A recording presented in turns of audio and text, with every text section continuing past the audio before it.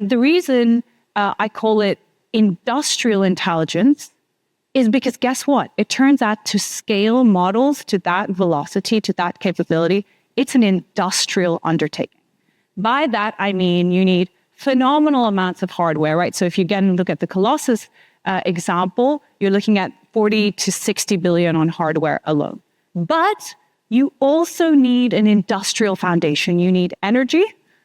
You need the raw resources that go into the actual hardware, right? The minerals, the resources. And then you need to be able to build this industrial scale infrastructure. So that's one side of the race, which is scaling this industrial race to scale intelligence. But the second thing is, okay, if you have all of this infrastructure, all this compute, beyond how intelligent or how smart can we make this machine, it's about how do we deploy this intelligence widely into the economy.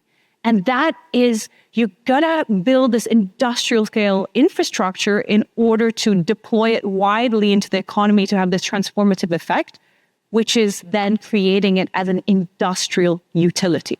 So both the race for scaling is industrial, but also this vision, which is what the hyperscalers have, where intelligence becomes a utility, is a very industry-heavy process. And that's why we see such tremendous CapEx going into this space right now. It's because everyone is racing both for capability, but to own the infrastructure of intelligence that is going to power the economy.